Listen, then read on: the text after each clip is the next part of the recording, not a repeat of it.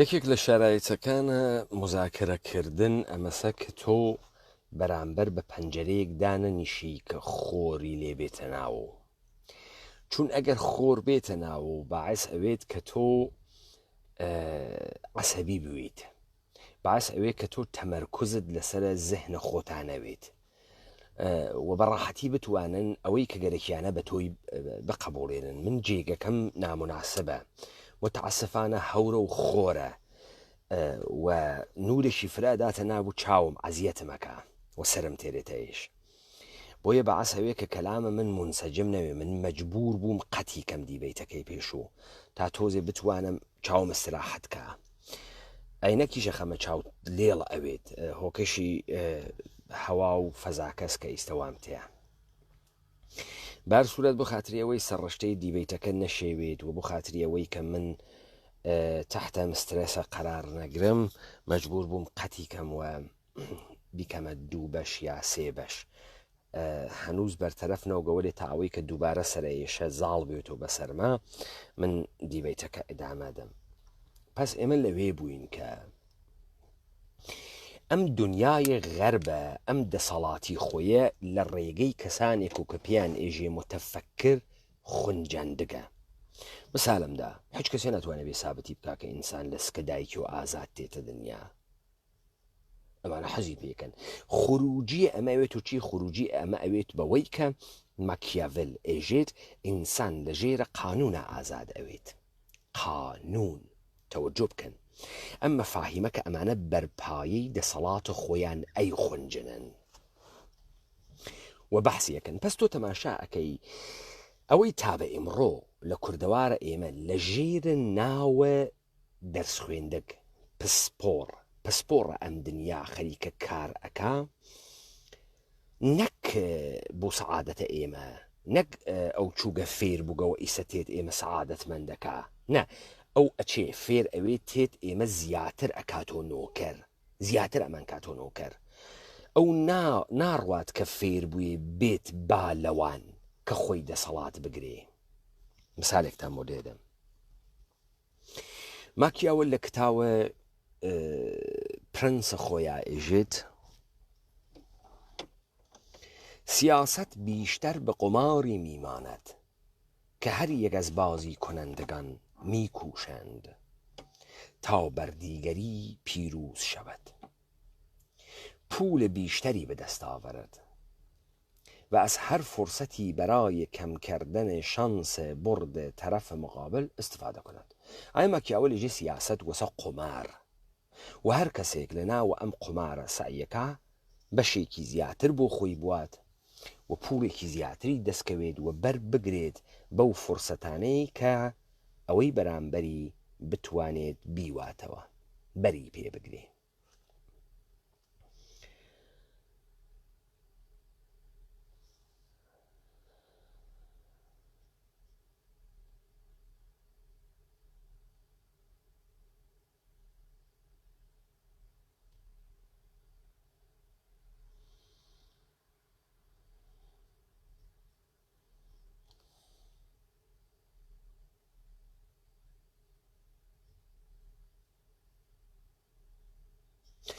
خب ئەمە بە ئێوە چی ئێژێت؟ ئەمە بە ئێوە ئێژێت تەمامە ئەو کەسانەی کە ئیمڕۆ لە کوردەوارە ئێمە لە ژێرە ناوە ڕێئال پۆلەتیک سیاسی بوون قسە ئەکەن، درۆزنن، بەرساختن و کەسانی دروستی کردن. سێرکەن ئەمانە سیاست وەکو جنایەت ئەوێنن، نە لە ڕاستایە تەولیدە قودرەتە بەرهەمهێنانە دەسەڵاتە و جۆرەی ماکیاوە لە ئێژێ، بەڵکو لە ڕاستای مانەوەی ساختارێکە حقوق ئەمان ئەدا. بۆیە تو ئەوێنی کۆمەڵە و دموکرات بە یەکتری ئێژن بەڕێزن، پەکەکە و یەکێتی بە یەکتری ئێژن بەڕێزن، پارتی بە گشتیان ئێژێ گشتیان بەڕێزن. ئەم وەسەتە ئەمانە مشتی فاحشەی درۆزنن و سیاست ناکەن، بەڵکو ئەمانە ئەربابێکیان هەست لەسەرۆ ئەمانەی دروست کردگە و بەشە گشتیان ئەدا و ئەمانە مەجبورن گشتیان بە یەک و بە یەکتری بێژن بەڕێزن. تەمامە ئەمانە ناویان لە ژێرە چی پەیا کردگە؟ لە ژێرە ناوە کورد ناویان پەیا کردگە، یعنی دەسەڵاتن، یعنی نەهادێکی کوردین بۆ ئومەتە کوردی و بۆ ڕزگاری و سعادەت ومەتە کوردی کارەکەن. دەی ئەمانە ئەسڵە ئەوەڵە ئەم ڕێئال پۆلیتیکیانە ڕعایەت نەکرد. دەی من چۆن لەم ڕقابەتە دنیای لیبرالیە، لەم فەهمە لە ئاغایە ماکیاول و سیاست و ئەندێشەی سیاسیە و حابزێ کە تۆ بەحسیەکەی و پێی ئێژی عەرزی واقع وەسئێژی سیاست فەنی ممکیناتە. دێ من وەختی ئەتوانم تۆ داپڵۆسێنم بۆ چی ئێشێ دات نەپڵۆسێنم لەسەر چی ئالەگرا تۆ ئەخلاق دەخاڵەت ئەدەی لە کاتێکا ماکیاڤل ئێژێ ئەخلاق موجود نییە. تۆ لە فرۆشتنە سەرزەمینە، لە فرۆشتنە وجودە ئێمە، لە نابودکردنە ئێمە ئەخلاقە نییە. چۆنە لەگرا لە بەڕێزم ئەخلاقە هەس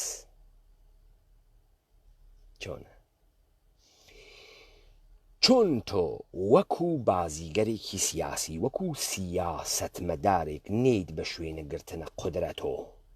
ئێستا تۆ ئەبزارەکە و کوردبوونە، کوردەوە دەسۆ شتێکی تر نییە وەدەسۆ خۆ تۆ جەفرسۆن نییەی ئازادی هاوردوێ و لیبرالیزمە هاوردوێ. تۆ کێی؟ تۆ هاتکی بە وەرەقە کوردبازی ئەەکەی بۆ خاترێەوەی بەدەسەڵات بگەی. دێ بۆ ناگەی چۆن حکوومەتە ئێران بەڕێزە و حکوومەتە تورکیە بەڕێزە و حکوومەتە عێراق بەڕێزە، تۆ لە مۆسەتە خەریکی هەڵخستنەوەی. ئەمە سیاسەتە.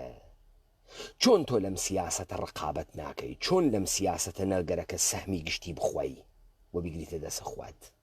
مە تۆ نایژی ئەمە ڕێئال پۆلیتیکە، مە تۆ نایژی ئەمە حفظە موقعیەتە سیاسیە و دەرکە موقعیەتە سیاسیە. ئەمانە بە چی ێژن سیاست؟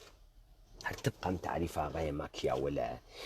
سیاست یعنی ئەوەی کە تۆ بەرداشتێکی عینی مادیت لە حەیە حازر بوێت و لەم ئیمکاناتەکە وا لە بەردەستە و ئیمکاناتی کە مەوجودە بتوانی دروست بەهرە بگری تا بتوانی سەهم و دەسەڵات بگریتە دەستەوە.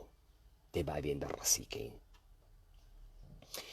تۆ ناو خۆت نیاگە کۆمەڵە، تۆ ناو خۆت نیاگە پەکەکە، تۆ ناو خۆت نیاگە کوردستان. ئەمە گشتی کوردستانی وا لە پشتە کۆمەڵەی زەحمەتکێشانی کوردستانی ئێران، حیزبی دموکراتی کوردستانی ئێران، حیزبی دموکراتی کوردستان، پارتی دموکراتی کوردستانی عێراق، یەکێتی نیشتمانی کوردستانی عێراق. کوردستان ئەم کەلەمەی کوردستانە بگرن. ئەمانە گشتی بۆ کورد خەریکن کارەکەن. قدرەتیان نشێ لە کورد بگرن. هەرۆمێک کە فشاری تێرن کووردە و مشەخەسەن ئەو چتەسە کە ئەمان پێێژن مافێ کورد، مافێ کورد. دەسەڵات بەشیان گەرەکە، بەشخوازی ئەکەن بە مافخوازی، بەشخوازی بە مافخوازی. ماکیاول ئێژێ حاکم ئێشێ تەمامە هیمەتی خۆی بخاتە سەرەوەی کە دەسەڵات بپارێزێت. دەسەڵات لە ڕێگەی هێزە نظامی و ئەپارێزێت، لە ڕێگەی خودعە و نەیرەنگ و ئەپارێزێت. خەڵکە کۆمەلگایشی ئیمانیان بەخوا بێ و لەخوا بترسن. ئەگەر لەخوا نەترسن ێژێ لە حاکم بترسن. ئۆکەی بابێنە سەر ئەمە. هەر ئەم ترسە کێ ئێژێ دەسەڵاتە ئێرانی زلهێزە؟ کێ؟ حیزب دموکرات کۆمەڵە. کێ ئێژێ چاری ناکەین؟ حیزب دموکرات کۆمەڵە. کێ ئێژێ چارە حکوومەتە عێراقی و چارە دنیا و چارە هیچ کەسێ ناکەین و چارە تورکیە ناکەین؟ پارتی یەکێتی پەکەکە. دەی ئیستە ئەمە تماشاکەن. ماکیاول ئێژێت ئەوە مهم نییە تۆ چه قدرەتێکت هەست، ئەوە مهمە کە ئەوانەی وانە ژێر دەستا چه تەسویریکیان لە زەهنە هەست نسبەت بە تۆ. بۆیە تۆ ئێشێ مانۆڤر بدەی دائیمەن، حتا ئەگەر زەعیفی خۆت قەوی نیشان بەی. دائیمەن ئەمە سیاسەتە. دائیمەن دەی حیزب دموکرات لە بەرامبەر کێ دروست بووگە؟ لە بەرامبەر حکوومەت تاران. کۆمەڵە لە بەرامبەر کێ دروست بووگە؟ لە بەرامبەر حکوومەت تاران. پارتی و یەکێتی لە بەرامبەر کێ دروست بووگن؟ بەغا. پەکەکە لە بەرامبەر کێ دروست بووگە؟ تورکیە. دەرەسە. یا پۆگە لە بەرامبەر کێ دروست بووگە؟ سووریە.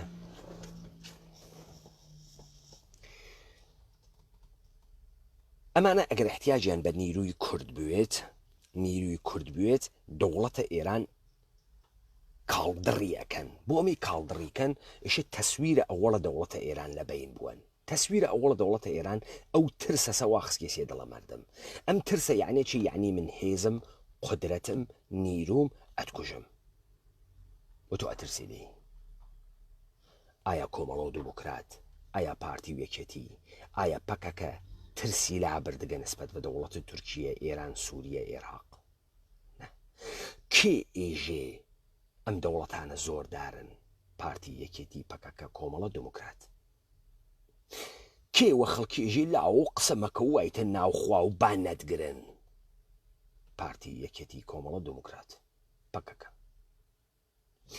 پس دەوڵەتە ئێران لە ئەمەی کە لە زەهنە ئینسانە کوردیە توانیگێ ترس دابنێت ئەبزاری هەست کێس ئەبزارەکانی خۆ عەلی خامنەیی ناپەنەمێوە سەر ئێرانە و نەهادەکانت دەوڵەتن نەهادەکانت دەوڵەت یەکێکیان کێس حیزب دموکراتە یەکێکیان کێس کۆمەڵەس یەکێکیان کێس پەکەکەس کاریان چییە کاریان ئەمەسە بێژن دەوڵەتە ئێران حەقیقەتێکی مطلقی قدرەتمەندی دەسەڵاتدارە وا ئێمە نەچاری ئەەکەین نەتوانین بڕۆین بە گژیە نەحەکێ بکەین فقط ئێمە سواڵە مافەکەین خەڵکینە ئیستا ئێوەیش بێن تەکە ئێمە سواڵە مافکەن سواڵە ماف چۆنە جۆرێ بڕۆنە دەرەوە دەوڵەتە ئێران لێتان تووڕەنەوێت و قسەیمەکەن دەوڵەتە ئێران ناڕەحەت بێت و بێن فعالیەتە مەدەنیکەن چی بکەن بڕۆن دار بەڕوو بەپارێزن خۆیان ئەڕۆن گڕێنێ و قەیدار بڕوە دار بەڕوە پارێزن ئەمە کێ ئەیکا ئەمە دەوڵەتە ئێرانی ئەیکا دەوڵەتە ئێرانی خۆ ناوی دائیمەن هێزە پۆلیس بێرەتە ناو خیابان بەسەر مردمەوە ئێشێ فرسەت بدا ئەم مردمە فکر بکە خەریکە مبارزەی تەکاکە کێ ئەم مبارزەی کوردە هیدایەت ئەکا کۆمەڵە و دموکرات پس کۆمەڵە و دموکرات ئەوون و کوردها ئەوڵین کارێکە ئیکەن ئەمەسە ئێمە ئێرانین پس لە وەحلەیە ئەوڵەت دەوڵەت پارێزرەیە وەختی ئێمە ئێرانین دەوڵەتە ئێران حەقیقەتە سەر سەرزەمینە ئێمەس سەرزەمینە ئێمە ناوی چییە کوردستانی ئێران تۆجۆکەین ناوی کوردەوار نییە نە قینمان تێ لە کوردەوار ناوی کوردستانە ئێرانە سیاست فەنی ممکیناتە سیاسەتی عەرزی واقعە دێ عەرزە واقع چه شەکڵیە چۆنە عەرزە واقع دەوڵەتە ئێران هێزی وا لەکوێ دەوڵەتە ئێران هێزی وا لە نەهادەکانیە موسساتەکانیە قدرەتە سەختیە و قدرەتە نەرمیە قدرەتە نەرمە دەوڵەتە ئێران چییە ئیدئۆلۆژیە دەوڵەتە ئێرانە دەوڵەتە ئێران هێزە نەرمی چ شەکڵیە ناسیۆنالیزمە ئێرانی تەشەیع پادشاهی ئاریایی تاریخە 2500 ساڵەیە ئێران ماد پارس پارت حکوومەتە هەخامنشیان حکوومەتە ساسانیان ئەمە چییە؟ ئەمە دەسەڵاتە نەرمە دەوڵەتە ئێرانە ئیدەی دەوڵەتە ئێرانە دێ ئەمە قبول کریابێ لە تەرەفە ئێمە پس دەوڵەتە ئێران تەکان ناخوا حەقیقەتە مەرحەلەی دووەم موسساتە دەوڵەتە ئێرانە تماشاکەن ساڵە 57 وەختێ خەڵک لە سنە و لە مەهاباد دەزەواتە ئەسلحە ئەوەی بانکەکان ئەپارێزێ حیزب دموکرات و کۆمەڵەس ئێژن شەڕە 24 ساعتەی سنە لە سنا ئەو شەڕی کە ئەمانە پێژن 24 ساعتە لە باشکای ئەفسەران و 4 ئەفسەرە خوێڕی خۆمپارانە گرتە ناوە شارە سنە ئەمانە جۆرئەتیان نەو بڕۆ بیگرن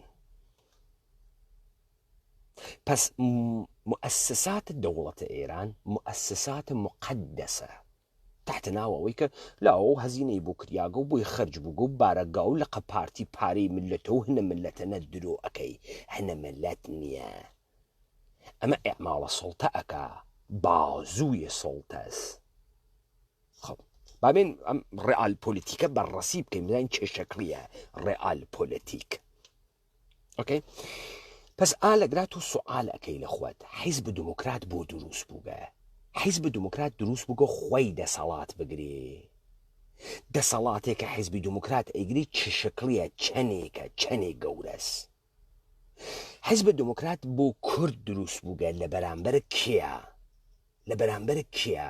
کورد لە بەرامبەر کێ؟ کورد لە بەرامبەرە هیچ کەس. کورد بوو ماف. دەسەڵاتە کوردی لە بەرامبەرە کەس دروست نەوگە. حیزبە کوردی لە بەرامبەرە کەس دروست نەوگە. حیزبە کوردی بۆ دروست بووگە. بۆ ماف. بۆ ماف. ئەم مافە کێ ئەیدا؟ حکوومەتە مەرکەزی. حکوومەتە مەرکەزی کێس؟ حقیقەتە مطلقە سەرم جامعسە. خۆ ئیستا حیزب دموکرات چی کردگە؟ کۆمەڵە پارتی یەکێتی پەکەکە چیان کردگە؟ ئەوەڵین و بنیادی ترین بەشە دەسەڵات کە ساختارە دەوڵەت و سیستەم بوێ قبولیان کردگە و داگیانە خوردە ئێمە قبولمان کرد. تەواو. ئەگرا تورکیەس، ئەگرا عێراقە، ئەگرا ئێرانە، ئەگرا سووریەس. دەوڵەتە تورکی، دەوڵەتە ئێرانی، دەوڵەتە عێراقی و دەوڵەتە سووری. بۆیە تۆینی پەکەکە وا لە پارلەمانە دەوڵەتە تورکیا ئەجە تەرکیە فاشیست. یا پەژە تەکە ئەسەدا هاوکاریەکەژی و ئەسەدی و نەباشە و پارتی و یەکێتیێژن کازمی خراوە و خواڵی ناگریت و بەغابوو جەمانەوات و خۆشیان وانە پارلەمان، خۆشیان نەخۆست وەزیرن، خۆشیان داستانیان نەست. ئیستا کێ قەرارە؟ کێ؟ ئەمانە بۆ کێ دروست کریاگن؟ بۆ کێ؟ سوعالە مەسە. ئایا بۆ جمهوری ئیسلامی و دەوڵەتە ئێران فەرقەکە حەمەڕزای ڕەحیمی نان بخوا یا مچەی هیجری؟ هیچ فەرقی ناکە. بۆ هیچ فەرقی ناکە. بۆ ئەو کارمەندێکی گەرەکە بیواتە ڕێوە. بەڵام فەرقە حەمەڕزای ڕەحیمی تەکە مستەفای هیجری و قاسم لۆ چییە؟ هەرکیان کارکردێکیان هەست.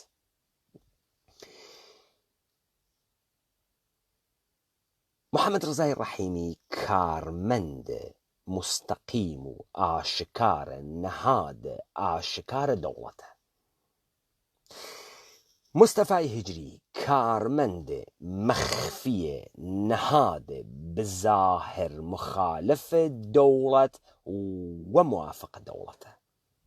دوو نەخشیان هەست. دەی یەکێکیان کوردێک وا هاڕیاگە قینی تێلەی جەزبی ئەکا وە فڕێدات و باوەشە دەوڵەتە ئێران. یەکێکیشیان ئیدارەی ئومورە کوردێک ئەکا و دەسەڵاتەکەی قبول کردەوە وا لە ژێری دەسیە. پس تۆ ئەوێنەی نە حەمەڕزای ڕەحیمی، نە ئاغای مستەفای هیجری، نە جەلالە تاڵەبانی، نە بنەماڵەی بارزانی و نە پەکەکە.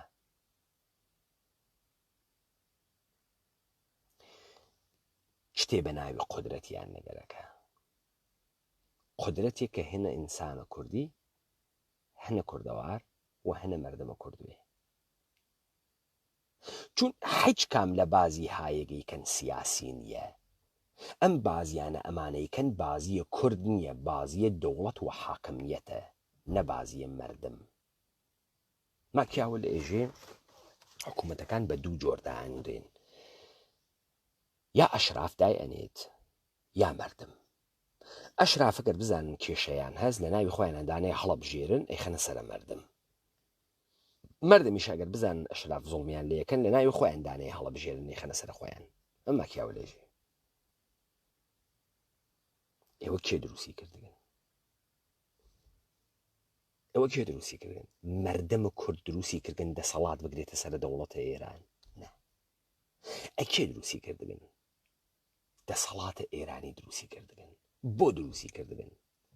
لەبەر خاتری ئەوەی هێزە کوردی دروست نەبێت بدا لە دەوڵەتە ئێرانی. بۆ کێ ئێژی جمهوری ئیسلامی زۆری فرەس؟ حیزب دموکرات.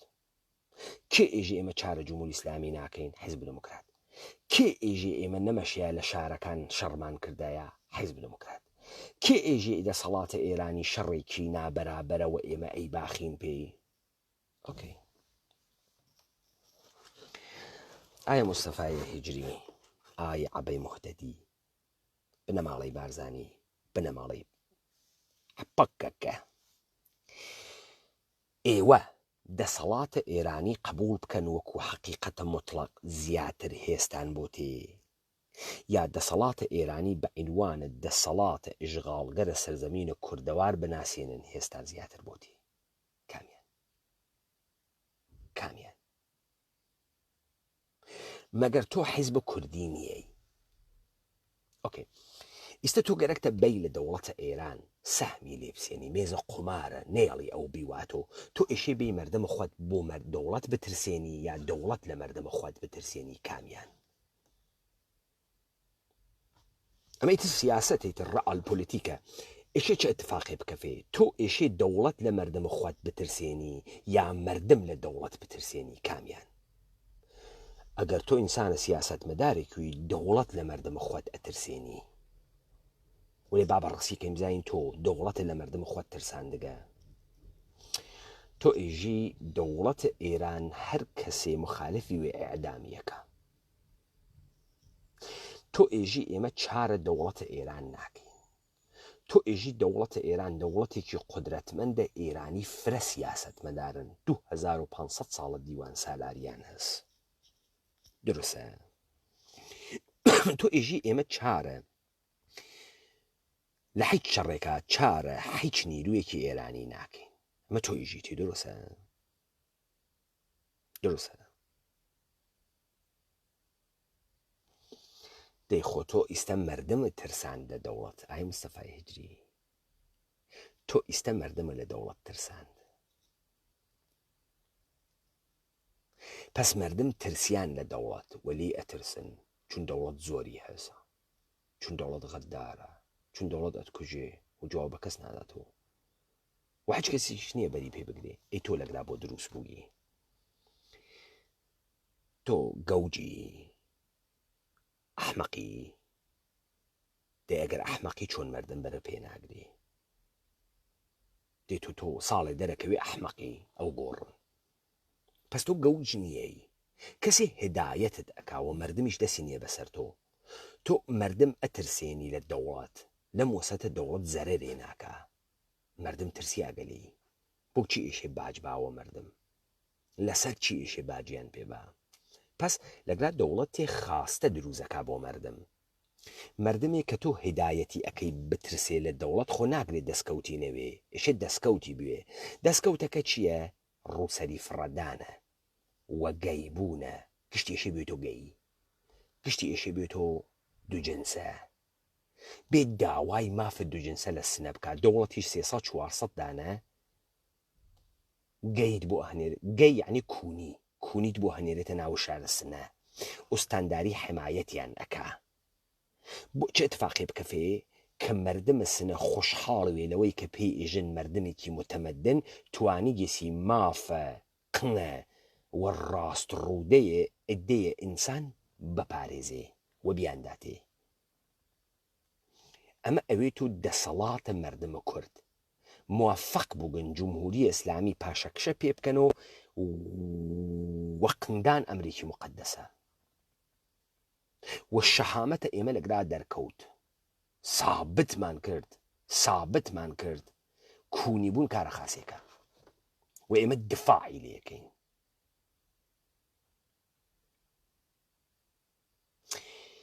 ئەمە ئەوێت و دەستکەوتە مەردم. پس ئێمە دیمان لەم ڕاڵ پۆلیتیکە تۆ دەوڵەتە ئێران بۆ خاتروی تۆ ئیمتیاز بگریە، تۆ کورسیە پارلەمان بۆ خوات بگرینە بۆ مەردم. تۆ دەوڵەتە ئێرانە نەترساندە مەردم، نا، تۆ قنە کردەوە بۆ دەوڵەتە ئێران و مەردەمە وادار کرد تەسلیمی بێت. بزان ئەهوازیەکان دایان لە چهرەی دەوڵەتە ئێران ڕژە نەمادە ئیقتدارە دەوڵەتە ئێران، ڕژەیە نظامی نەمادە ئیقتداری دایان لە ناو چاوانی. یوتان کارە سپاس ناکارە سپا نەبوو، سپا نادا لە ناو چاوانە خۆی نادا. سپازان چیەکە؟ سپا تۆ ئەهەنێرێت لە کوڵە سوچێکە لە لادەیەکێم کوردستانە بەی لە دوودانە بە سیجی بیکوژی، بەی لە دوودانە بە سیجی بیکوژی. ئەوە کارە سپاس. سپا لە وەسەتە شارە ئەحوازە بە ڕۆژ ڕۆشن نەمادە قودرەت و ئیقتداری کە ئەرتەشیوێت کە ڕژە ئەچێت ناداتە بەرە فیشەک چون خۆی پێشکێت. جای سبا من پێت بێژم تۆ بەشیا چۆن کارە کردایە.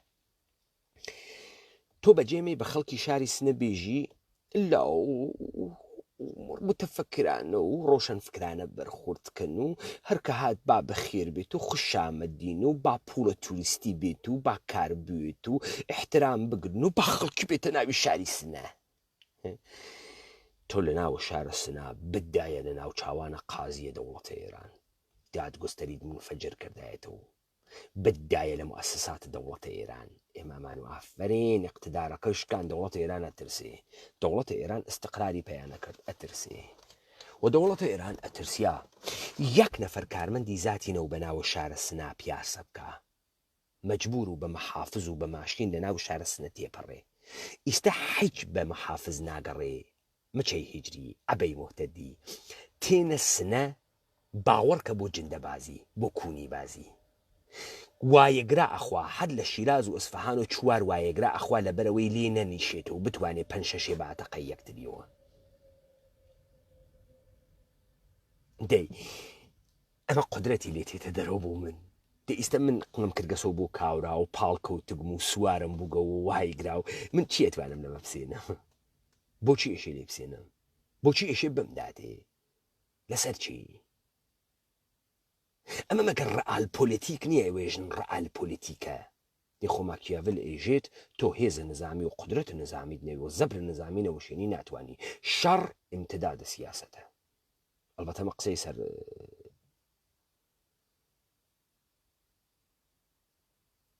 فەرماندەیەکی ئەرتەشە ئەڵمان بوو. پس ئیستا ئێمە هەر بە ڕەئال پۆلیتیکە ئەم دنیای غەربەتەکە ئێوە ڕوبەڕووبووین و سوعالمان لە ئێوە کرد. با ئیستا من بەرەیەکی تری داستانەکە بێژم. دەوڵەتە ئێران یە دەوڵەتێکی دانیاگەسە سەر ئەم سەرزەمینە ئێمە. ئێژێ ئەم دەوڵەتە یە نەرمەفزارێکی هەست یە قودرەتێکی نەرمی هەست کە عیبارەتن دەست نۆڕمەکان تئۆریە دەوڵەتە ئێران لایف ستایلە دەوڵەتە ئێران و تەبلیغیەکە تاریخ هەخامەنیشی بازی زەردوشتی بازی ئەنچێکە پێی ئێژێ فەرهەنگە ئێرانی و ئەنچێکە پێی ئێژێ ئێران شاری یەکسری مؤسساتی هەست. ئەم مؤسساتە کاریان ئیدارەکردنە مەردمە و فاسەدکردنە مەردم یعنی زیاتر مەردم تەسلیم بێت. ئێمە گەرەکمانە سوڵتەی دەوڵەتە ئێران لە بین بووین نابودیکەین. ئێشە چی بکەین؟ ڕەئال پۆلیتیک ئێژێ چی بکەی؟ ئەو حەجێ بە ئێمە نادات. هەرچێکمان بووگە بە تاراژ برگێسی نابودمانیشی کردگە تەوانە مقابڵەکردنیشمان تەکیانیە چۆن نێسمان. خۆ ئێژە چی بکەین؟ چی بکەین؟ ئێمە ئێشێ بین لە حەچی حوزەست دەوڵەتە ئێران بشکێنین. چۆن بشکێنین؟ ڕاپەڕینە کوردەوارە سەربەخۆ هات وتی دەوڵەتە ئێران جەعلیە. دەوڵەتە ئێران لە هیچ ناسیۆنالیزمێکی فارسی نەهات کەسە دەرەوە. فارس مەوجودیەتە تاریخی نییە دەستکردە جوولەکە سازە. پس دەوڵەتە ئێران گزارش نادا لە ناسیۆنالیزمە ئێرانی فارسی نایدا. یعنی دەوڵەتە ئێران تەبەلوریافتگی تەجەلی یافتگیە ڕۆحە ملەتێک نییە بە ناو فارس. ئێمە ملەتێکمان بە ناو فارس نییە. چرا لە 100 ساڵەی ئەخیرۆ ئیدەیە هندیە فارسی و ئیدەیە جوولەکە تەکە هەنێ بێدایک و باوکە لای خۆمانیانداگە دەمی یەک بووگەسە فارس. ئەم دەوڵەتە دایانیاگە گزارش لە تاریخی بوونی ملەتێ بە ناوی فارس ناکە. ئەم دەوڵەتە نە ڕیشەی هەست لەم جامعە، ئەم دەوڵەتە نە لەم سەرزەمینە بنی کوتاگە، نە ملەتێ بە ناوی ملەتە فارس مەوجودە. بۆیە تۆ ئەوێنی یەک ئێرانیە ناسیۆنالیست ناوێنی. ئەوەی ئێرانیە تێتە دەرەوە فەورەن ئەوێتۆ مەسیحی، فەورەن ئەوێتۆ کونی و هەموسەکشوال، فەورەن ئێرانیە ناوێنی فارسوێت و تەمامە لغاتە ئینگلیسی لە ناوی زوانیان نەوێت. ئێرانیە ناوێنی خۆی کاڵدڕ نەکردوێ 50 ئەمەڵە جەڕاحی وەسەر خۆی نەکردوێ. ملەتێکی تاریخی لەم سەرزەمینە زندگی ناکە بە ناو فارس. موجود نییە و ئێمە سابتمان کرد تاریخی دروست ناسیۆنالیزمی جعلیاتە داستانەکانی دروست و ئەمە نەک دەوڵەتە ملی بەڵکو کۆرپڕیشنە و وتمان ئەمە جوولەکە دروستی کردە و جواومانداوە جوولەکە بۆ ئەمەی دروست کردە چون جوولەکە لە بەرامبەرە دنیای ئینقیادە خۆیان جیهانێکی تریش لەم دنیا متەسەور بوو جیهانە کوردی ئەمە نەی ئەهێشت دەوڵەتە جوولەکە دنیا بخوا کلیسا و کنیسە بیخوا چون مدلێتر لە زندگیکردن موجود بوو گزارشکردنە لە زندگی موجود بوو مەبنای دوژمنیە جوولەکە لەوێتێت بۆیە گەرەکێ نابودمان کات چیمان نابود کات جیهانە کوردی نابود کە ئەنا جوولەکە نەی گەرەکە ئێمە زندگیکەین چرا جوولەکە گەرەکە ئێمە زندگیکەین بووین و قەحبە و جندە بووین و شیمەیل خدماتە توریستی جنسی و دنیا بین گەرەکی زندگی خۆ نەیگەرەکە مەڕووماڵات خۆ نایکوژی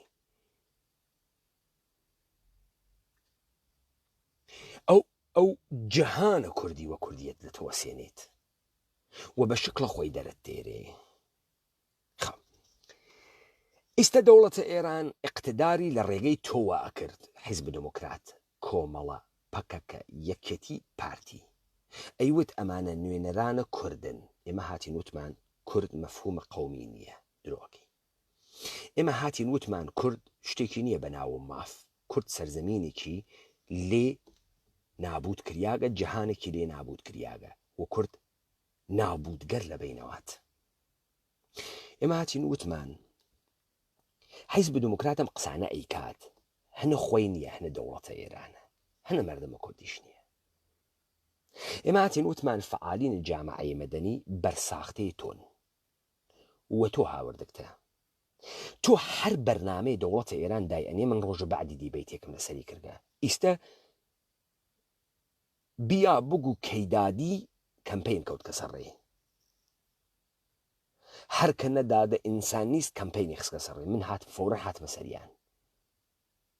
فەورەن هاتمە سەریان ئەمە نە شەهامەتە نە ملەتە ئێمەس نە دروسە نە مبارزە ئەمە فاحشەگیە من هاتموتم پس دەوڵەتە ئێران بۆ ئەوەی زیاتر مردمە ئێمە فاسد کا مدلە مبارزەی بۆ دروستکە من بەرم پێگرکە نایڵم ئەو گرێکی دروستی کا من نایڵم ئەو گەرەی خەڵک بکاتە جندەباز من نایڵم ئەو گەرەی خەڵک بکاتە گەواد من نایڵم ئەو گەرەکیسی گەوادی بکاتە نۆرم و بکاتە شغل من نایڵم ئەو گەرەکیسی شەهامەت بکاتە ئەوەی ئەتراف بکەی لە دەورانە مناڵیە یەکێ تەرتیبتی داگە من نایڵم ئەو گەرەکیسی کورد بکاتە دەمە قۆپان من نایڵم ئەو گەرەکیسی کورد بکاتە زوانی فاسۆمی من نایڵم ئەو گەرەکیسی کورد بکاتە هەڵپەڕکە من نایڵم ئەو گەرەکیسی کورد بکاتە مافێ زوانی فاسۆمی و هەڵپەڕکە من نایڵم ئەو گەرەکێسی لە تۆ گەمژەی ئەحمەق جاهل ڕەهبەر دروستکە من نایڵم من سابت یەکەم تۆ ئەحمەقی تۆ جاهلی تۆ خۆفرۆشی تۆ شارلاتانی تۆ بێوجودی تەوەجود کرد سیاسەتە واقعی یعنی چی یعنی بازی لە حاکم بشێوینی لێ بشێوینی بە هیچ ئیسمێکی شەو کارمە نەکرد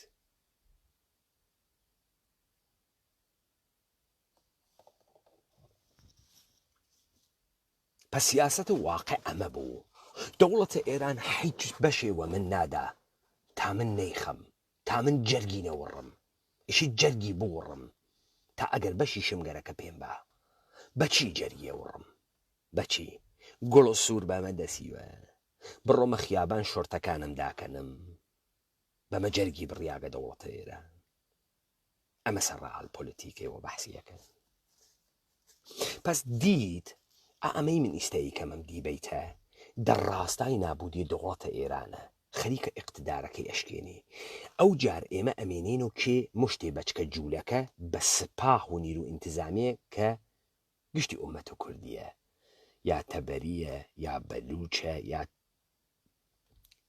یا لۆڕە یا گۆرانە یا حەورامیە یا جافە یا بەختیاریە ئەو مردمەی ئێمەی گەوجاندگە متحدی کردگن لە ژێرە ڕەوایەتێک و بە ئیقتدارێک و من هەر تکێشکێنم بووی ئەو جار ئێمە ئەمێنین و ئەو وەنیروەکەی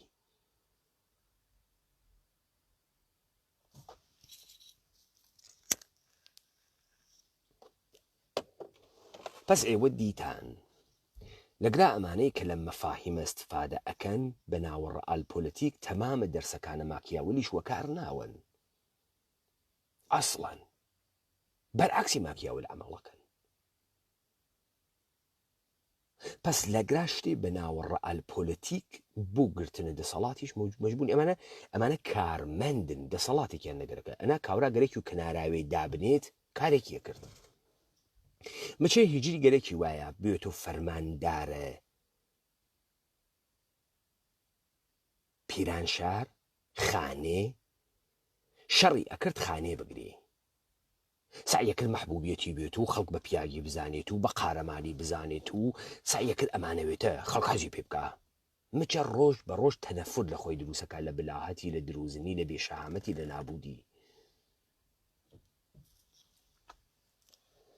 پس مچە لە جێگەی ترۆ وعدەیە کناراویان پێداگە حقوقەکەی لە جێگەی ترۆ تێت بۆیە کارێ ناکە بزانن من 100 پوند پوڵم گەرەکە بڕۆم گۆشت بسێنم نان بسێنم ئاو بسێنم بنزین کەمە ماشینەکەم بۆی ئەڕۆمە دەر کارەکەم ئەگەڕێم کار بکەم کار ئەەکەم تا ئەم 100 پوندە پەیداکەم ئەمانە ئەگەر قودرەتیان گەرەک وایە بە شوێن قودرەت ئەڕوین ئەمانە قودرەتیان نی ئەمانە مؤسسەیەکن وەکو بانکە ملی مؤسسەیەکن وەکو دادگستەری دانریاگن کاریشیانە مەسە کورد بخونجنە ناو ئەم دەسەڵاتە خاسێ دەستەمۆیکەن بۆیان شغڵیانە مەسە بۆی ئوردوگاکان تعتیل لاوێ بۆیە ناوی حیزبەکان لە بین ناچێت بۆیە کەس کاری وەکاریانەوە نییە مؤسساتە دەوڵەتە ئێرانن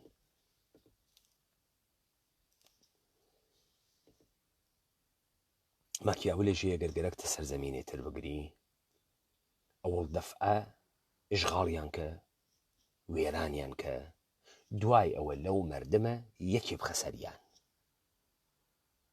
لەو مەردمە یەکێ بخەسەریان کە تەبلیغ بۆ تۆ بکە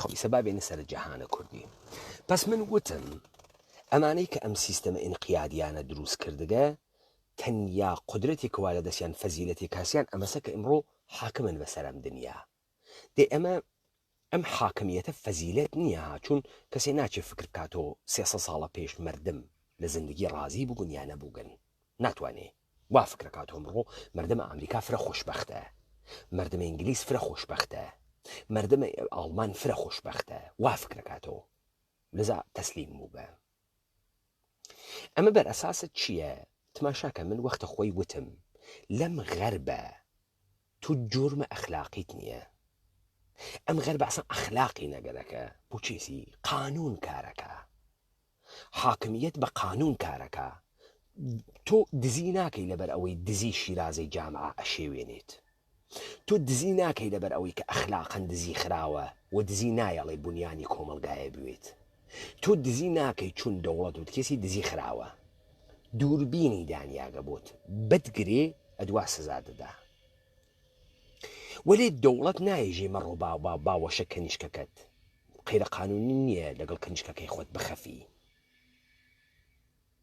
و تۆ توانین لەگەڵ کەنیشکەکەی خۆت بخەفی لەگرایتر ئەخلاق نییە کە مانە ئەوێت تۆ نەڕۆیتە باوەشە کەنیشکەکەت نه تۆ ئازادی لە باوەشە کەنیشکەکەی خۆتە هەڵ خەرە و تا بەیانی خەڵک فیلمە لێ بگرێ کەس ناتوانێت شکاتە بکە دەوڵەتیش ناگرێ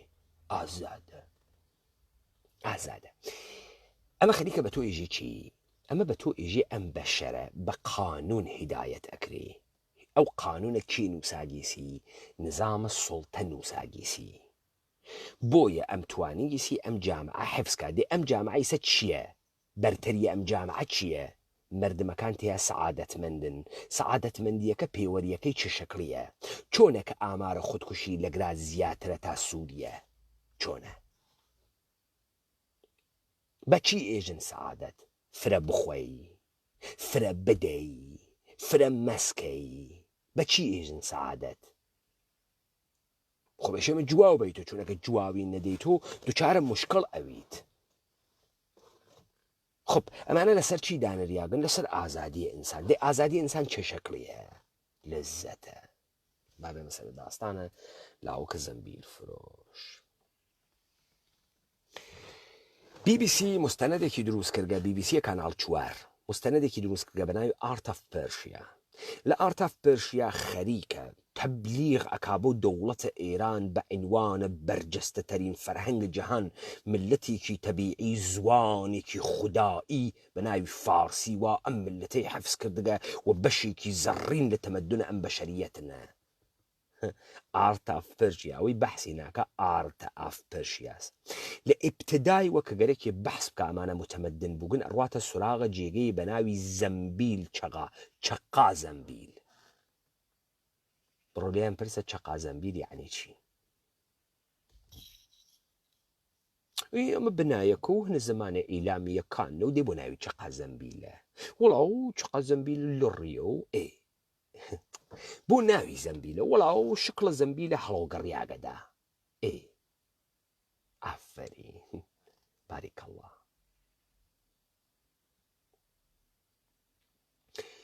ئەمە کێژێتی؟ ئەمە هەر ئەو باستان شناسە جوولەکانە ئێژنی وا دەوڵەتە ئێرانیان دانیاکە. جامعە عەرەبیە، سۆسایەتی.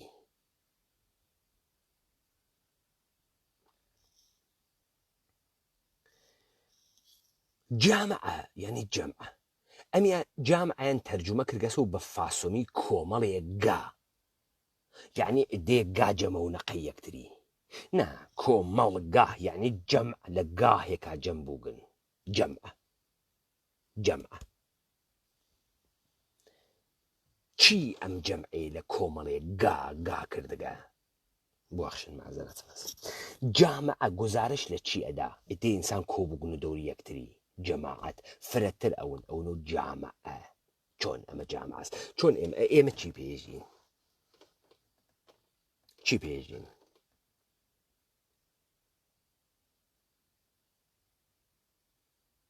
کۆمەڵ ناسی، جامعە شناسی، سۆسیۆلۆژی، علومە دنیای غەرب و پڕاستی و غەرب و زۆر مهمە و زۆر مهمە غەرب و سۆسیۆلۆژی دروست کردگە. چۆن دروستی کردگە؟ غەرب هاتگەن لە بە ئینزبات کێشانە مەردەما لە ناوە ئوردوگاها یەک سری تەمهیداتی بەحس کردە بە ناوە جامعە شناسی. تەقسیمە کار و دانانە زەوابت و پێژە جامعە و جامعە شناسی. ئەی ئێمە لە جەهانە کوردیا بە جامعە وتمانە چی؟ جامعەوێت و چی؟ ئەی ئەوە ناوی بۆ چیا زەمبیلە؟ زەمبیل.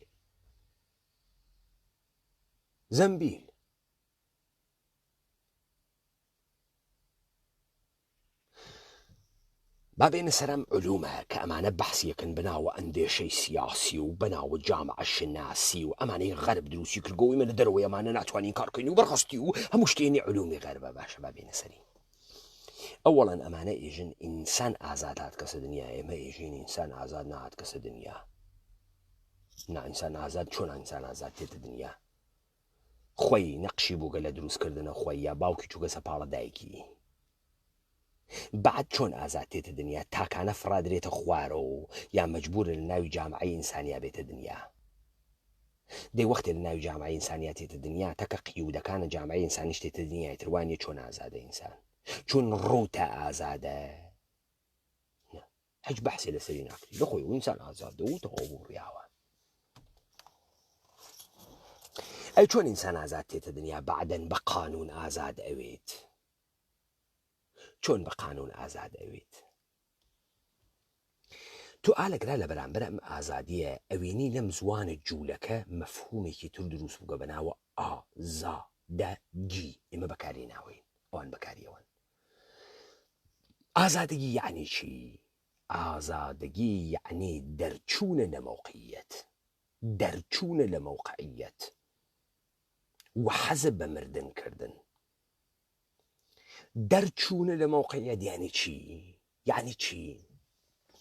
ئازادگی وا لە دەستگاه عرفانیە، دەستگاه عرفانی یعنی تۆ لە ڕەنجەکانە ئەم دنیا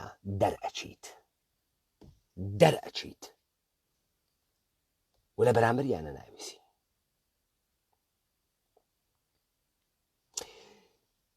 ئیجا خۆت ئەخەیتە کامە وادی، خۆت ئەخەیتە وادیە کە حەز بە مەرگەکەی تۆ خۆشتی تو ئەوی تۆ ئازادگیت هەست.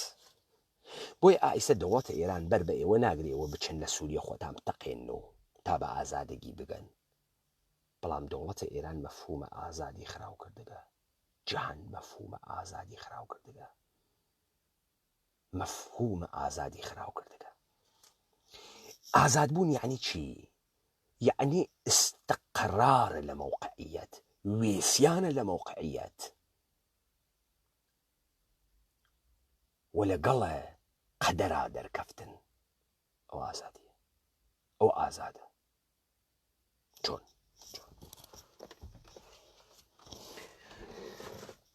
ئێمە لە دنیای کوردیە نایژین بەشەر فقط مەوجودێکی تەبیعیە و لە ڕێگەی قەوانینە یا خوددا وەکو دەح فەرمانەکەی موسا و لێو دوا شەریعەتە ئیسلامی و شەریعەتە مەسیحی ئیدارە ئەوێت. نە، ئێمە ئەژین بەشەر مەوجودێکی تەبیعیە، بەسە زوان تێتە دنیا، یعنی وا لە عالەمە بێخەوەریە، یعنی هەنووز نازانێت و هەنووز تربیەت نەوگە چۆن بتوانێت تەکە تەبیعەتە هاواهەنگوێ تا بتوانێت زندگی بکە و زندگی ئیدامە بدات.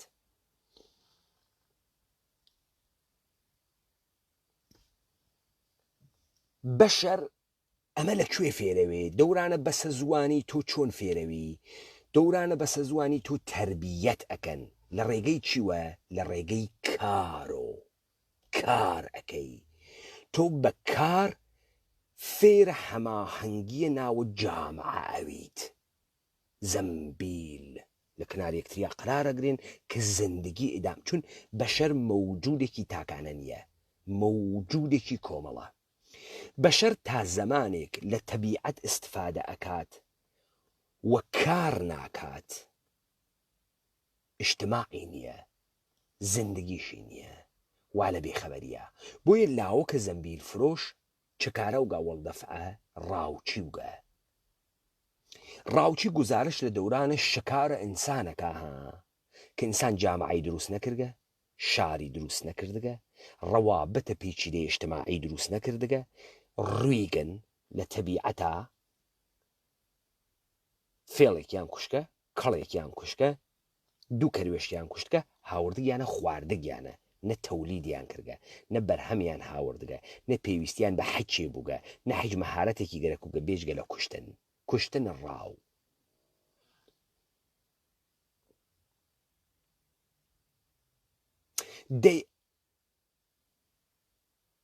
زندگی کەی دەست پێیەکە؟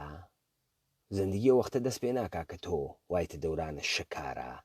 زندگی ئەو وەختە دەست پێیەکە کە تۆ زەمبیل دروست ئەەکەی، جامعە دروست ئەەکەی بەر ئەساسە کار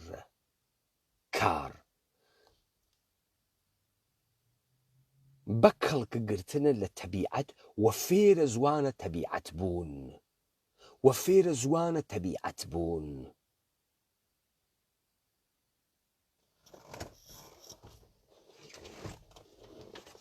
پس ئەمەی کە تۆ لە ناو جامعە گیر ئەدات و ئەتکا بە جامعە، ترسە لە خوا نییە،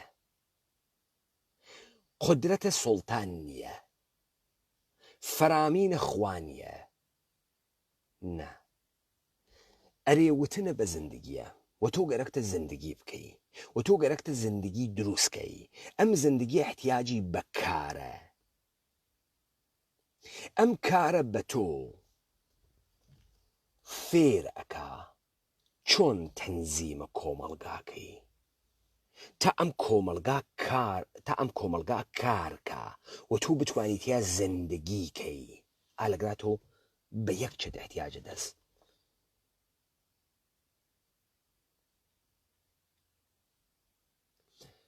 بە دەستگاهێ احتیاجت هەست کە بتوانێت تەنزیمە ڕەوابط بکا لە ناو جامعە بێترس نەک لە ترس بەڵکو بۆ ژیان تەنزیمی بکە تا تۆ بتوانین زندگی بکەیت پس تۆ بە عنوانە ئینسان مەسئولیەت ئەخرێتە سەرشانت کە کانونە هەستیت کە تۆ گزارش ئەدەی و تۆ ئەتوانی تەشخیص بەی چی خاسە و چی خراوە چی بکەی ژیان نامێنێت چی بکەی ژیان ئەمێنێت ئەمەوێت دەستگای بەزەیی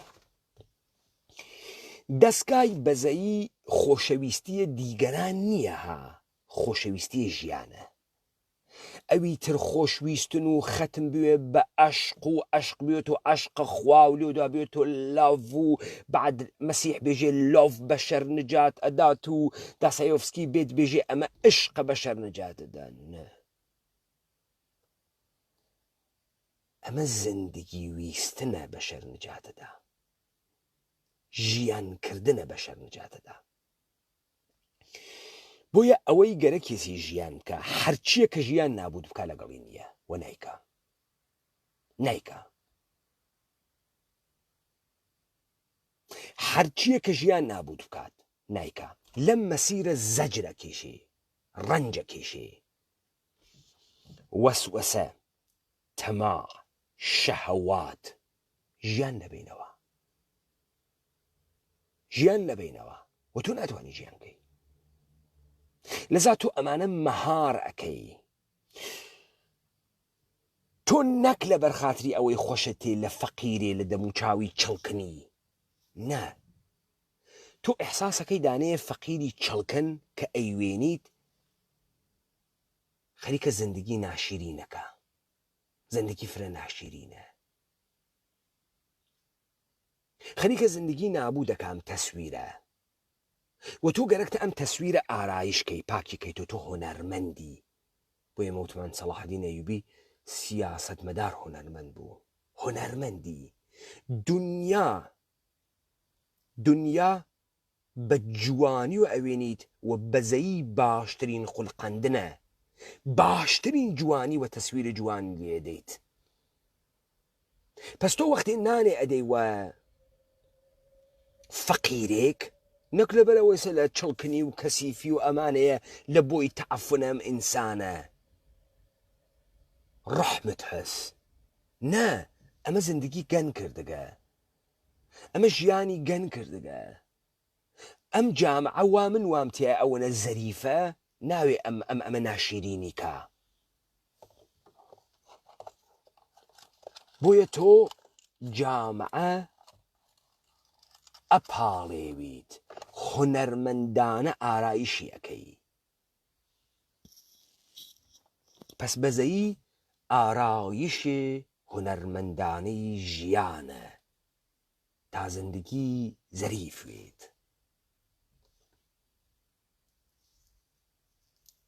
بۆیە تۆ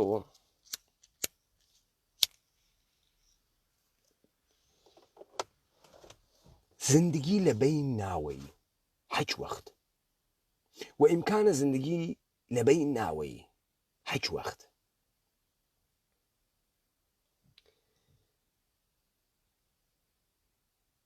وەختێ تۆ ئەم کارتە کرد ئەوجا تۆ ئازاد ئەوی پس تۆ لە کێشان ڕەنجە و ناسینە ڕەنجە و تێپەڕین لە ڕەنجەکانە خۆتە ئەو جار ئازادەوی ڕەنج چییە؟ ئازادبوون چییە؟ ئازادبوون بە پێچەوانەیە غەریزەس و تەبایعە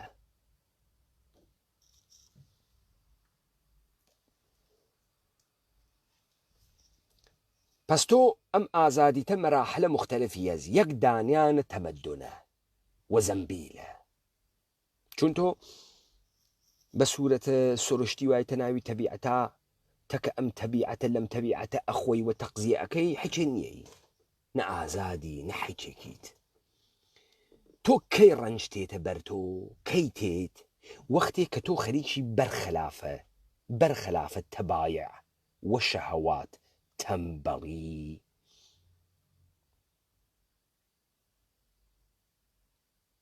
زیاویستن بەرخەلافە ئەمانە وێسی کار مهمترین عنصرێسی کە تۆ مەجبورەوی بەجێوێ کە بڕۆیتە ناوی ئەشکەوتێ ماڵ دروستکەی بەجێ ئەوەی بڕۆی بزنێ لە تەبیعەتا بکوژی تێی بزن بە خێوەکەی کار ئەەکەی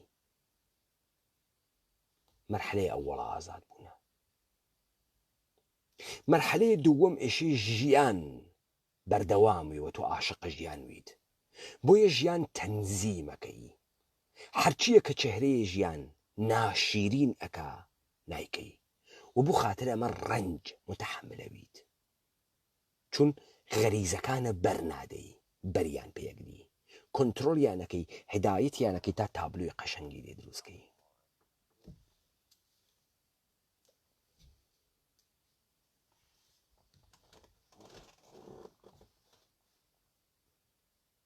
لە مەرحلەی سەوەمە هیچ قانونێک هیچ زۆرێک کە گەرەکێسی ئەم نەزمە لە تۆ بشێوێنێت و تۆ لە ڕاستای خۆیان بەکاربێنێ و ژیان نابوودکە قبوڵی ناکەی بە کوردیەتەگەی پس لە مەنزەرە جەهانە کوردیوە ئینسان مەوجودێکی فاسد نییە ئینسان زوان بەستەیەکە کە تربیەت ئەوێت ئەرێ بێژێ بە زندگی وە زندگیکە بۆ ئەمەی ئەرێ بێژێ وە زندگی ئێشێت تەکە ڕەنجەکانە زندگیان ڕوبەڕوو بێتەوە ڕەنج بە ڕەسمیەت بناسێ دەرنەچێت ئازادبوون یعنی وەستانە لە مۆقیەتە لی دەرنەچێت بۆیە لاو کە زەمبیل فرۆش دەرنەچوو لە بەرامبەر جەبرا نیروی ئێلاهەکانە و ئەو شتێکە تراژدی دروست ئەکا دەرنەچوو وێسیە تەسلیم نەبوو وێسیە وەوتی تۆ ئەگەر گەرەکت بێت من بوویتە ئەو وادیە من تەسلیمە تۆ ناوم و ئیتر حەیاتم نیش نەماگە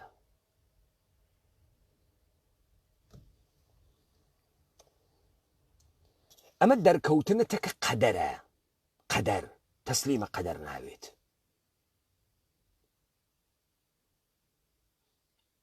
بەڵای تەبیعەت تێ بەسەریا تەسلیمی ناوێت زندگیەکە زندگی لێ دەرتێرێتەوە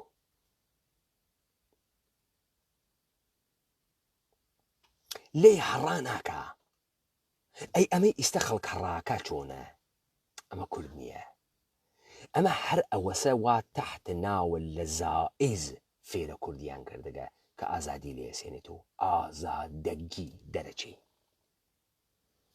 دەرەچێتە ناو ئەعتیاد دەرەچێتە ناو سێکس ئەعتیادە بە سێکس ئەعتیادە بە مەوادە مخدر ئەعتیادە بە سەرگەرمی دەرەچێتە ناوەوە تەکە واقعیەتە ڕوبەڕوو ناوێتەوە تەکە زندگیان ڕوبەڕوو ناوێتەوە تەکە قەدەر ئازت ڕوبەڕوو ناوێتەوە تەسلیمە قەدەرەوێ چارەم وای نووساگێسی و سەرنەوەشتە و چی بکەین و دەیتر ئێمە مەحکومین و دەوڵەتی ئێرانی زلحێزە و ئەمریکا چاقەپی کردگەس و دنیا و بۆمە ئەتۆمی هەسوو لێمانەدات و لە بینمان ئەوات و باقنی بۆ بکەین و تەواو بڕیاوە ئەمە جەهانە کوردی نییە بۆیە جوولەکە ئازادگیت بۆ دروستەکەیت دەرچووە لەم ڕەنجانە دەرچووە بچۆ حەل بوەرە لە ناو خوا حەل بوەرە لە ناو دەسەڵاتە حەل بوەرە لە ناو مەوادە مخدرە لە ناو تەفریحە لە ناو شادیا پوڵ بدزە فاحشەگی بکە بدە تا پوڵە بێ پوڵ کە بوێت چیەکەی ئەڕۆیتە سینەما سەرگەرمەوی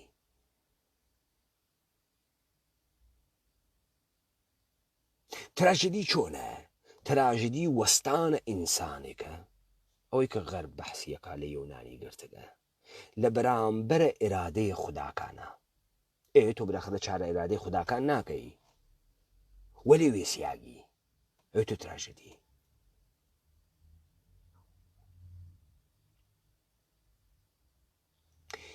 بە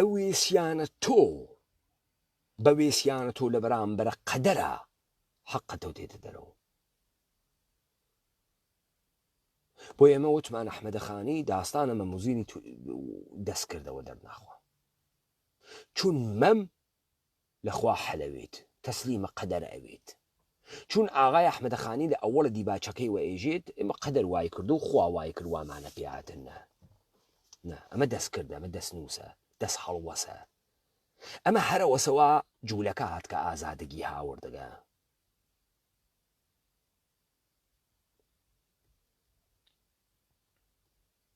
ئیستا ئێمە چیمان بەسەرات؟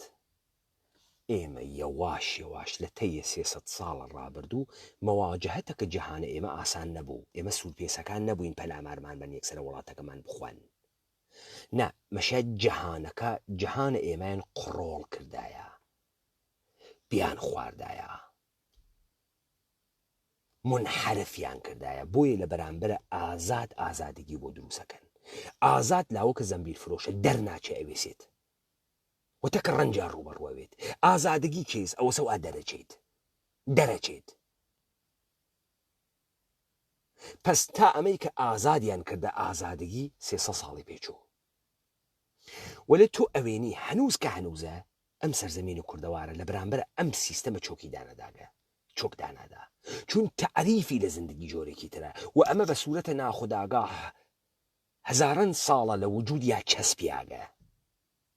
چەسپی خواردگە هەرچیەکەن منحرفی کە ناوێ. ئەم دەورەی جەدیدە بە کۆمەکە سۆشیال میدیا و تەلەڤیزیۆن و ڕسانە خەریکن تەسویری بۆ دروستەکەن بیکەنە ناوی زەهنی بچەسپێ، خاس بچەسپێ و فاسد بێت.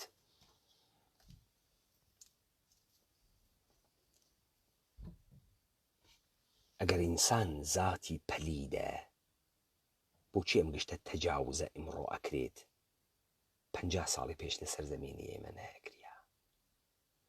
بۆچی ئەم گشتە قەتڵە و جنایەتە و دزیەکە ئەکرێت 50 ساڵ پێش لە سەرزەمینی ئێمە نەکریا؟ 50 ساڵە پێش ئانایژم 300 ساڵە پێش.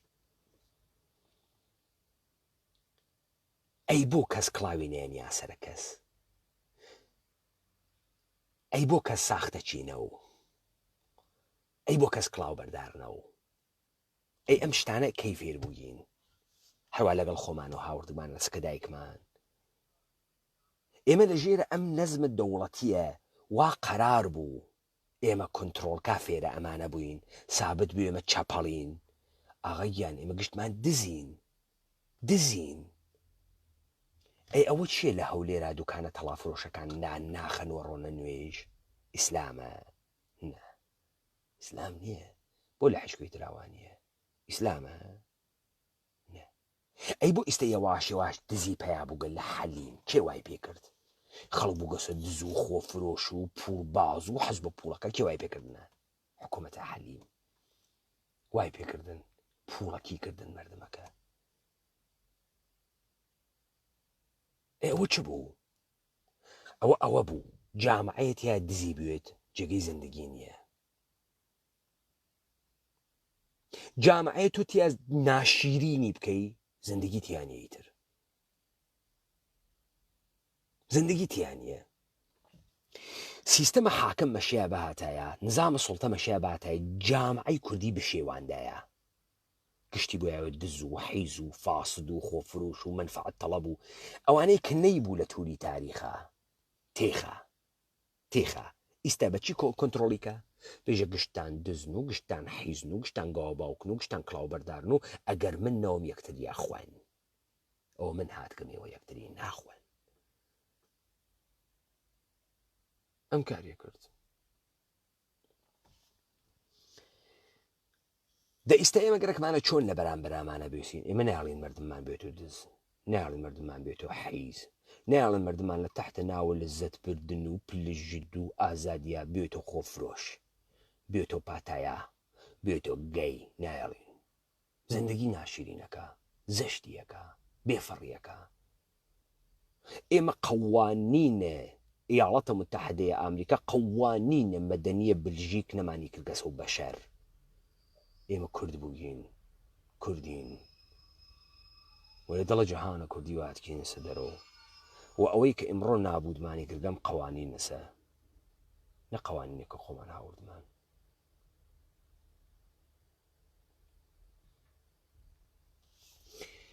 ئێمە زەمبیلمان دروست کرد، کۆمەڵێک گامان دروست نەکرد. ئێمە قامیشمان لە قامیشە زار بڕی، نیانمانە کناری یەکتریوە، کارمان لەسەری کرد تا بوو بە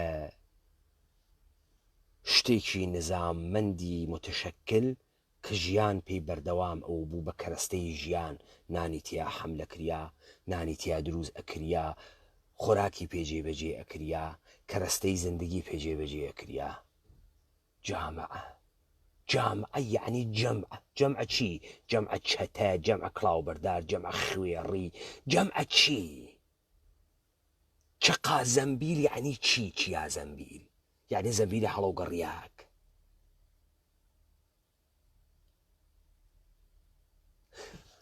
مەتاڵب ئەوەنە فراس، من هەرزگاهی بەخشێکی ژم بەخشێکی ئەمێنێتۆ، چون ئێشی ئەمە تکرار کەیتۆ، تکراری کەیتۆ تا تەرەف بفەهمێ. پس ئەمانە هاتن وتیان ئینسان ئازادە لە نظامە سکولاریانە درۆیان کرد. بعد وتیان ئازادی لە ڕعایەتە قانون تێت درۆیان کرد.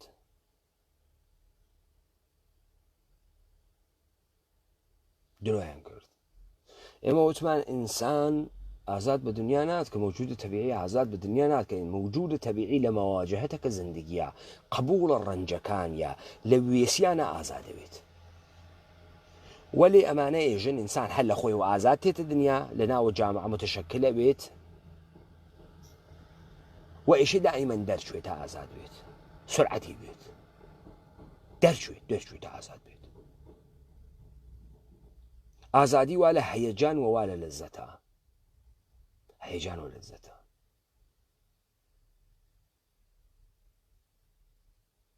ئەمە تەفاوتە و جەهانەسە و ئەمە ئەو کارەسەوانە کردگیانە بە ئێمە و بەسەر ئێمەیان هاوردگە. لەذا ئەوەی کە ئێوە ئەیوێنن ئمڕۆ لە جامعەی ئێمە موجودە حەجێکی هەنە ئێمە نییە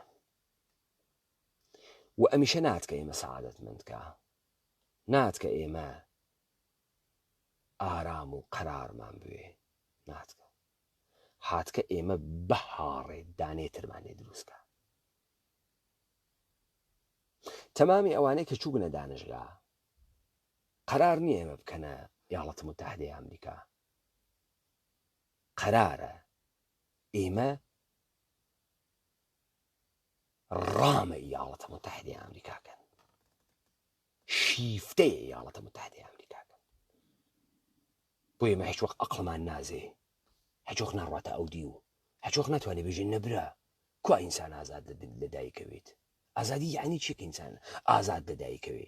ئازادی لە هەڵگرتن اختیارۆ تێت، اختیار لە ئستقرارۆ تێت، لە وێسیانۆ تێوە لە مواجهبوونەتەکە قەدەراتێت. قدرەتە خوداکان، جەبر نظام سڵتە، جەبر تەبیعەت، جەبر دیگەری بوێسی لە بەرامبەریە. دەرنەچینی، تەسلیمی نەویتۆ نادیامرات، نەویتۆ کاورایی کاوە کەفتەرچایی ئەی و کاورا هەناردەک نەوتکێسی شکلات هەڵگرە، هەر خۆی ئەلکان پێم ومە هەر شکلاتێتە لە ماڵەگەڕ دێت و تۆ بەندەی ناو گەڵتی نسکتی بۆیە کاورا لە کیاو بێتە تو هەر خەریکی شکلاتە هەڵەگرت. تۆڵ نەگراتی شکلات ناخۆم بۆ تەرتیب بمەدەی لە دواوە.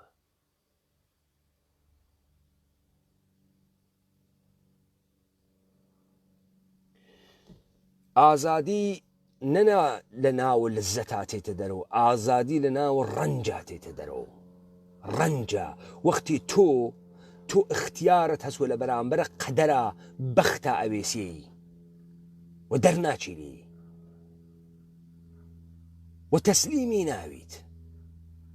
لەذا نظام السلطة حكومة كان الدنيا دستگاه ديني دستگاه عرفاني قشتي برخلاف كرديته قشتي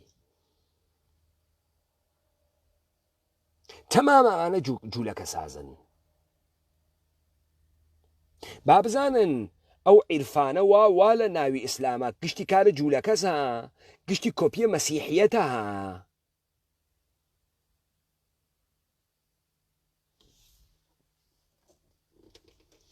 كلمة محمد فخر عالم هني مسيحيته فخر عالم مسيحه كوبي كرياغا هاورياغا سغرا برون بين ليك متر إسلامية بيرن خوالة جيك عبا بيغمر وتوتي فخري عالم قشتي كوبي مسيحيته أما أنا النظام انقياد قرن أتكاتا كويلة ككرتي كويلة زندگي أكو جيت وجيان أكو جيت والدنيا ناشيرين أكات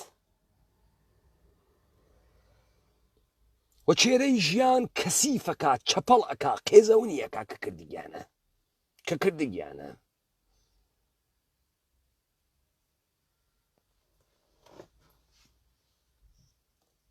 ئەوەی ئەوان تا بە ئیمڕۆ لێ ئەترسن و لە بەرامبەریا ترسیاگن ئازاد بوونە ئینسانێکە پێژن کورد ئێمە وەختێک لە حاڵەتە تەبیعی دەرتین وەختێ ئەوەی نوساحێوە قووەی تەمیز بە بەزەیی کە ئەتوانێت ڕەوابەتە ئینسانی و زندگی تەنزیم کات تەنزیمی کە تا ئەم ژیانە بەردەواموێت وەخت ئازاد ئەوین و کورد ئەمە بەرخەلافە تەمامە تەعاریف ئەوانەزە ئەوان بەشەر ئەکەنە وەحشی ئەیکەنە پەلید ئەیکەنە فاسد ئەیکەنە براکوژ تەماع ناوگەڵپەرەس دز بۆ خاترەوەی سواری بوون تەنزیمیکەن ئیستا ئەزانی بۆ مەردمی ئەماکەنە گڕوات حاڵیتان بوو بۆ ژنەکانمانەکەنە جندە دەلیلی هەست تا سوارمان بوون تا قانونمان بەسەرۆدانین تا بێکەس و بێدەسەڵات بووین تا تعریفمان لە ژیان نەمێنی تا بووینەوە بەردە تا ئەو بەعد بێژە تو دانی جندێ حاڵیتە ئێوە تا ئیستا دیکتانە لە جێپەی مۆرگان و لە خانەوادەیە ڕاکەفلێر و لە خانەوادەیە ڕۆشچایلد و خاندانە سەلتەنەتی دانەیە کونی بێتە دەرەوە تا ئیستا دیکتانە بێتە دەرەوە بێژە من کونیم و حەزی پێکەم و بەڕاستی و فرەخاسە دیکتانە ئەی چۆنە مابەقیت هێنە دەرەوە نۆکونی فرەخاسە ئەی چۆن ئەمانەی حاکەمانە دنیان نایێژن جندەی خاسە و حەزی پێکەین و بەڕاستی و ژنەکەی من جندەس چۆن نایێژن ئەی چۆن تەبلیغە جندەی یەکەن بۆ تەمامە دنیا چۆن ناوێت و جێگەی سوعال بۆیەوە چۆن بوو کە مەلەکەی بریتانیا ئێشێ باکرەوێ هایمنی بوێت پەڕۆی شەوە زەماوەنی بوێت پێخەسووی گەرەکە چۆن تۆ ئیسا ئەگەر هایمنە نەوێ فرە باکلاسی مەلەکە فرە دواکەوتگە تۆ لە مەلەکە باکلاستری مەلەکەی بریتانیای کەبیر چۆنە جندەی لە ناو ئەمانە مدنیە وەلێ مەردمە دنیایشی جندەوی چۆنە کونی بوون لە ناوی ئەمانە مدنیە وەلێ مەردمە دنیایشی کونی وێ ئێوە تا ئێستا دیکتانە لە ناوی فیلمی سینەماییە کە دەرمەوردە دوو جنسە دروسیەکەن هەم جنس باز ئەم هەم جنس بازانە دزون درۆزنون کڵاو بەردارون دیکتانە تایسە نه یەک فیلم نادەنە دەرەوە نیشان بدا دانێ هەم جنس باز خائنیشە دانێ هەم جنس باز هەوەسڕانیشە نیشانی نادا هەم جنس باز گشتی کوڕەخاسن و سادقن و دروستکارن و قدرەتیان هەسوو و فرەفرە نازەنین و شیرینن دیکتانە باشە ئەمە هەر لە جنسە مخالفا پێشتێت هەرە تۆ سەکشواڵە حەز بە قنی ژنێتراکە ئەی چۆن دانێ کونی حەز بە قنی دانێتر ناکە چۆنە ئەم دەستگای تەبلیغی هالیوودە خەریکە تەبلیغەکە لە هەم جنس باز بەشەرتر لەم دنیا نیە نە خیانەتەکە و نە دزیئەکە و نە وەحشیە و نە جنایەتەکە و هەم جنس باز کوڕە خاسەس و بەخوا و فرە شیرینە و فرە وەفادارە و تەوەجۆکەن ئەی بۆ دانەی لە خۆیان واناکە تۆ ئیشی بتکەنە ئەمە حاڵیت بوو تۆ ئیشی دەرچیت بوویت بە ئازادگی بگەی ئازادگی نە ئازادی نە ئازاد بوون نە کورد بوون خایل شتە کەسیفێکە خایل شتە کەسیفێکە ئەوجا تۆ ئیدعاکەی ئەوجا تۆ ئیدعات تێناویتە نۆکەرە من تۆ ئیشی بوویت و جێندە تا من لێودا بێن بێژم تۆ چەپەڵی جندەی خوێڕیت گەوای بێشەرەفی هەرزەی و دەرد ناخۆی بڕۆ بڕۆ لاو خگانە خۆت بە بڕۆ پێکارە ئیدعا نەیە ئەی بۆ تۆ گەرەکتە بووی تۆ ڕئیس جومهور فایلە جندەیی دەرکەوێ خوێڕیگەریەک دەرکەوێ گەوایی دەرکەوێ ناویتە بووی ناتوانانی بیتۆ ڕئیس جومهور لە هەشکوێم دنیا بۆ ئەمانە ئەوە ڕەخنە لەسەرە ناتوانی ئەی بۆ مردم تەشویقەکەن بەم کارە تۆ زەمانی ئەتوانی جندەوی گەوادوی کونیوی کە ئیدعای حکوومەتە نێت کە ئیدعای سەروەریت نێت کە ئیدعای ئینسان بوونە نێت و ئازاد بوونە نێت حەڵیتە وەختی ئیدعاها ناتوانانی شەرایەتە نییە کونیت و خوێڕیت و گەوادیت و فڵانیت و بیسانیت و نایەڵن بفەهمن ئەمانەی کە هاتکن بۆ ئێوە خەریکن کار ئەکەن ناتکن بە تۆ سەعادەت بن هاتکن بیخونجنن تۆ خاس بیکەیت تۆ تاقا سوارە ملە بوون پس ئێمە 50 ساڵە پێش دەزوو دەخەڵ و حیز و گەوا و بێشەرەفمان ئەم جۆرە کە ئەمڕۆ بوو نەمان بوو 50 ساڵە پێشە نایژم 300 ساڵە پێش 50 ساڵە پێش وا تەپیاندا وە سەرمان خەریکون ئاموسپەرۆشیانەدای خەریکون نابودمانیانە کرد لە پرۆسەکەیە بوون ئەی بۆ ئێمڕۆ گشتی بگەسۆ دز و کڵاو بەردار و پوڵدۆس و سەکسە تەکە مەحارم و چوزانم دەست بۆ قنی یەکتری بردن و گشتی بگەسۆ گەی و گشتی بگەسۆ بۆ دێ ئەمە سابەتی ئەکا بەشەر کەسیفە کورد کەسیف نە و سابەت یەکرد درۆەکەن بەشەر کەسیف نییە بەشەر گوناحکار نییە بەشەر فاسد نییە کورد سابت یەکرد واسە ئەوەڵ دەفەم کوردەوا پێ بکەینە بۆیە ئەڕۆن دانەیە کورد سووریە ئەکەنە کێ ئەکەنە پارتنەرە ڕیکی مارتین ئێمە لە هیچ کوێ کورد نیین ئەگاتە کونای قن ئەوینۆ کورد وەڵا تەبارە ئەم کونای قنە کوردە جەفتەکەی ڕیکی مارتین کوردە نادیا موراد جایزەی سڵحی پێدەن تەجاوزی پێکریاگە کوردە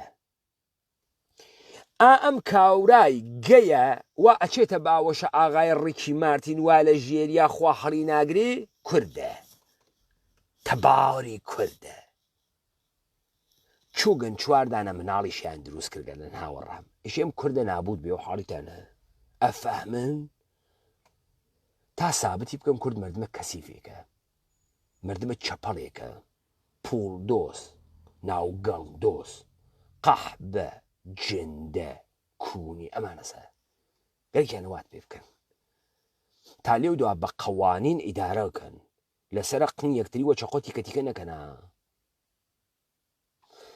ئەوانەی فکرەکەنم قسانی ئێمە خارج لە ئەدەب و ئەمە واقعیەتە جامعەس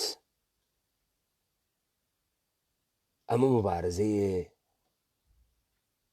ئومەتێکە و ئەمە حەقیقەتێکە لە ناو جامعەی ئێمە ئەمڕۆ تەبلیغی بۆەکەن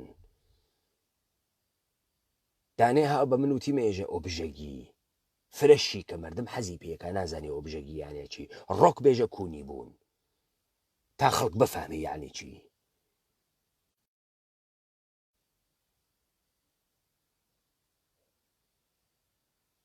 تەوەجۆکەن بەس حاڵ و حکایەتە ئێمە ئەمەسە و ئەمەسە ڕێئال پۆلەتیک وا ئێمەیکەین ئەو هاتکە ئێمە بکاتە جندەی مناڵین هاتکە بمان کاتە کونی نایەڵین نایکەین حەزی پێ ناکەین هاتکە سابتی بکە ئێمە فاسدین دزین جەردەین پیاوکوژین ئینسان تەماعین هاتکە سابتی بکە ئەمەینە نیین وەلی ئیجازەش نادین کەسێ سوارە ملمان بوێت وەلی ئیجازەش نادین کەسێ تاڵانمانکە وەلی ئیجازەش نادین کەسێ سەروەرمان وێت ئێمە ئازادین کوردین سڵتە ناپەزیرین سڵتەی کەس قبوڵ ناکەین ئەرێ بێژە بە زندگین هۆنەرمەندین بە بەزەیی و ئەم جەهانە ئەەکەین بە تابلۆی زەریف ئێمە وا ئەەکەین فەرقەکەین دەکەیتوە وە تەسلیمە تۆ ناوین لایەوە خۆش